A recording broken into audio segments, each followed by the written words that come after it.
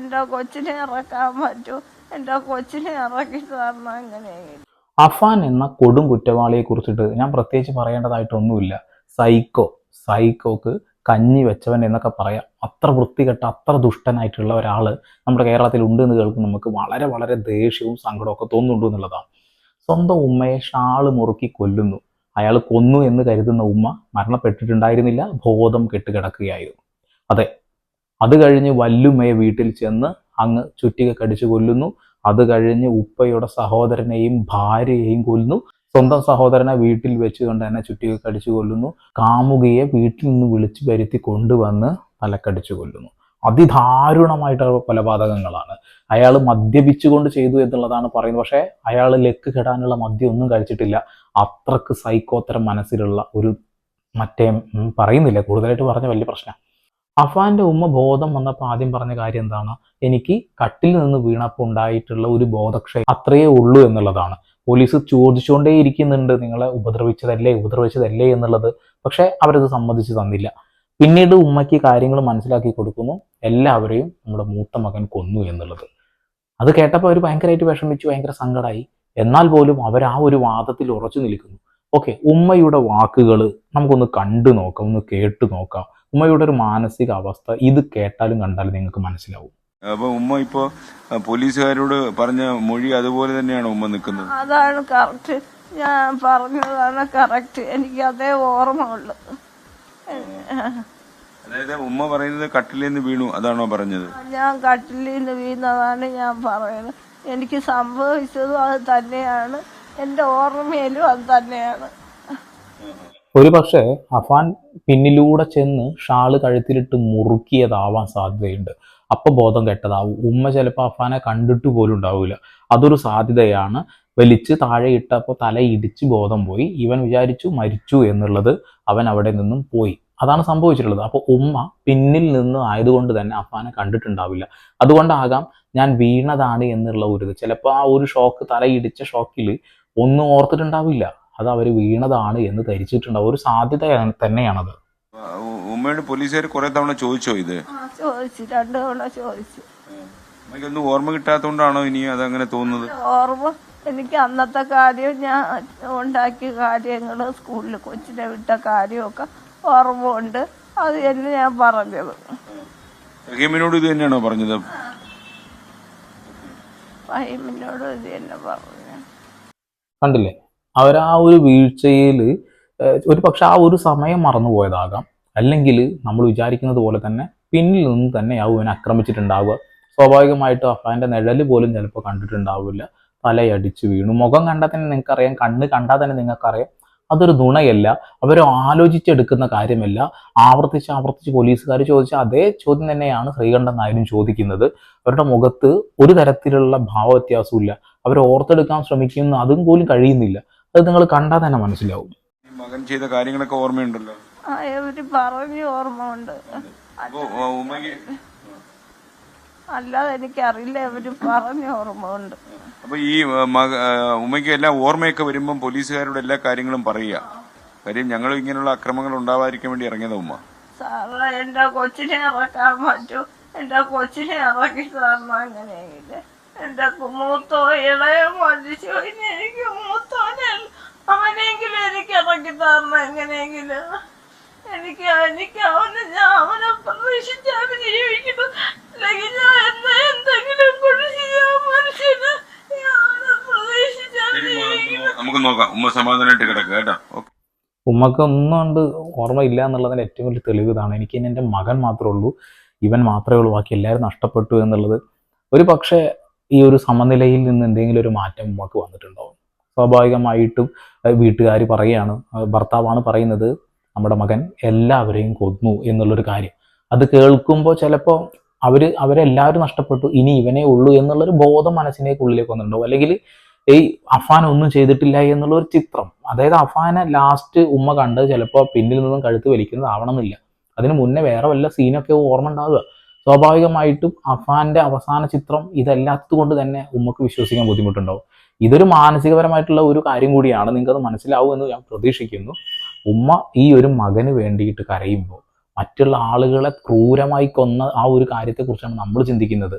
അവന് ഒരിക്കലും ഇനി നമ്മുടെ ഈ ഖജനാവിൽ നിന്നുള്ള പണം എടുത്തുകൊണ്ട്, നമ്മുടെ നികുതി പണം എടുത്തുകൊണ്ട് തീറ്റി പോറ്റാതെ എത്രയും പെട്ടെന്ന് തൂക്കിക്കൊല്ലുക എന്നുള്ള ഒരു കാര്യമാണ് നമ്മളെല്ലാവരും മുന്നോട്ട് വെക്കുന്നത്. ഇന്നും അയാളെ വീട്ടിലേക്ക് കൊണ്ടുപോയി തെളിവെടുപ്പ് നടത്തിക്കൊണ്ടിരിക്കുകയാണ്.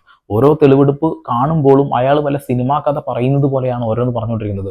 എന്നിട്ട് ഞാൻ ഒരു ചെറിയ പിടി പിടിച്ചപ്പോഴും വീണു, ഇവിടെ വീണു, എന്റെ കയ്യിലാണ് വീണത്. എന്നിട്ട് ആ പിട കണ്ടുകൊണ്ടാണ് ഞാൻ പിന്നെയും ചുറ്റിയിലെടുത്ത് അടിച്ചത്. ഇത് ഒരു സിനിമ കാണുന്ന പോലെയാണ്, അതായത് വളരെ സിമ്പിൾ ആയിട്ട് ഇരുന്ന് പറയുന്നു. അപ്പൊ ആ ഒരു ക്രൂര മനോഭാവത്തെ നമ്മൾ എങ്ങനെയാണ് കാണേണ്ടത്?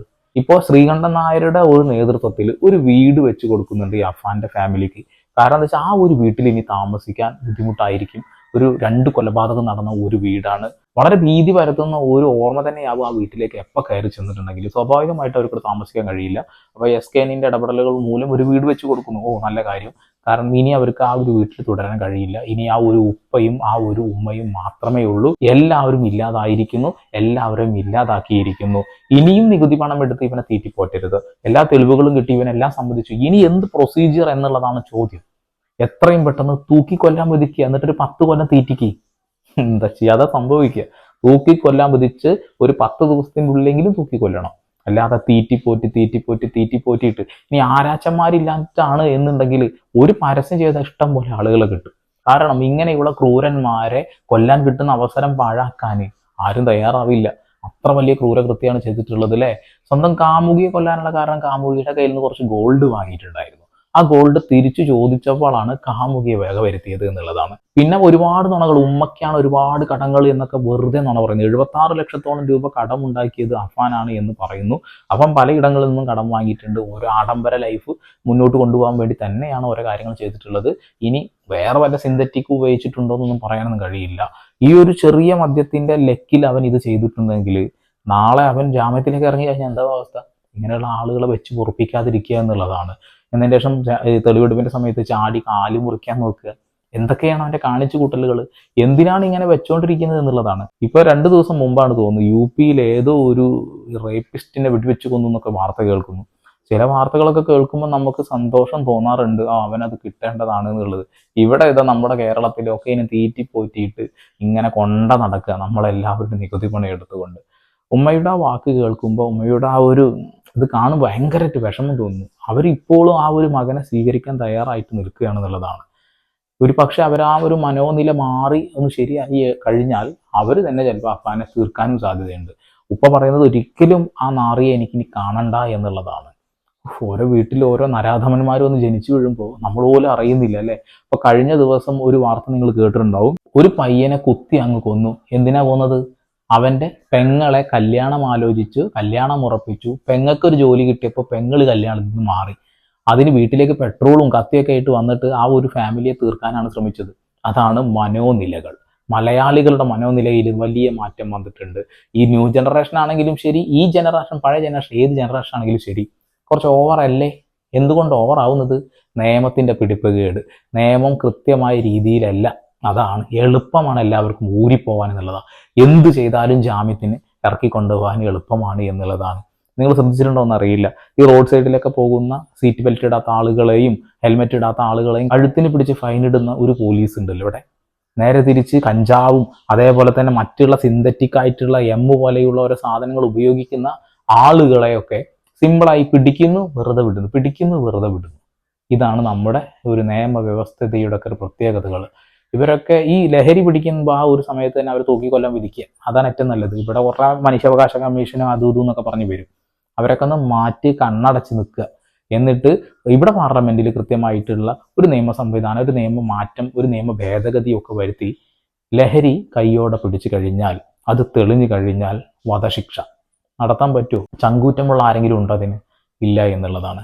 പലരും ലഹരി ഉപയോഗിച്ചുകൊണ്ടാണ് പല ആളുകളെ ഇത്തരം രീതിയിൽ കൊന്നുകൊണ്ടിരിക്കുന്നത്. ഓക്കെ, എന്തായാലും നമ്മൾ സംസാരിച്ച് കാട് കയറേണ്ട ആവശ്യമില്ല. അഫാൻ എന്ന നരാധമന് വധശിക്ഷയാണ് കൊടുക്കേണ്ടത്. നമ്മുടെ നികുതി പണം എടുത്ത് തീറ്റിപ്പോറ്റിക്കൊണ്ട് അവനെങ്ങനെ കൊണ്ടു നടക്കുന്നതിൽ യാതൊരു അർത്ഥവുമില്ല. ആ ഉമ്മയ്ക്ക് കൃത്യമായിട്ടുള്ള ഒരു ബോധം വരുമ്പോൾ ആ ഉമ്മ തുറന്നു പറയും അവനാണെല്ലാം ചെയ്തത് എന്നുള്ളത്. അതുവരെ ഉമ്മ ആ ഒരു ഹിഡൻ സ്പോട്ടിലായിരുന്നിരിക്കാം അഫാൻ നിന്നിട്ടുണ്ടാവുക. അതുകൊണ്ടാകാം ഉമ്മയ്ക്ക് അത് മനസ്സിലേക്ക് കയറി വരാതിരുന്നത് അല്ലേ.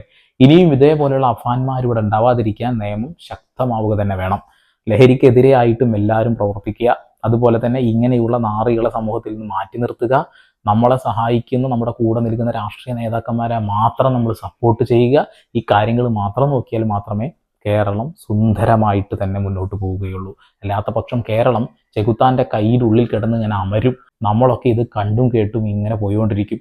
ഏതെങ്കിലും ഒരു ദിവസം എപ്പോഴെങ്കിലും ഒരു നല്ല വാർത്ത, ഒരു പോസിറ്റീവ് വാർത്ത ചെയ്യണമെന്ന് ആഗ്രഹമുണ്ട്. എന്ത് ചെയ്യാൻ, നിർഭാഗ്യവശാൽ നെഗറ്റീവുകൾ മാത്രമേ നടക്കുന്നുള്ളൂ. 2025 ശേഷം ഫുള്ള് നെഗറ്റീവാണ്. പോസിറ്റീവ് എന്ത് സംഭവിച്ചു? പോസിറ്റീവ് തെരഞ്ഞു പോകാൻ പോലും കഴിയുന്നില്ല. കാരണം ന്യൂസ് ചാനലിൽ ഓരോ വാർത്തയും അത്രയധികം സങ്കടപ്പെടുത്തുന്ന വാർത്തകളും ഞെട്ടിപ്പിക്കുന്ന വാർത്തകളാണ്. ഞെട്ടി കേരളത്തിലുള്ള ആളുകൾ ഇനി ഞെട്ടാനൊന്നുമില്ല അല്ലേ? ഓക്കെ, ഇത്രയേ ഉള്ളൂ. ഇങ്ങനെയുള്ള ആളുകൾ നമ്മുടെ സമൂഹത്തിന് വേണോ വേണ്ടയോ കമന്റ് ചെയ്യുക. ചാനൽ താല്പര്യം ഉണ്ടെങ്കിൽ സബ്സ്ക്രൈബ് ചെയ്യുക, ബെല്ലൈക്കൻ വിടുക. വീണ്ടും വരെ പുതിയ വാർത്താ വിശേഷങ്ങളുമായി ദൂരസന്ധി ഇവിടെ സൈനിങ് ഓഫ്.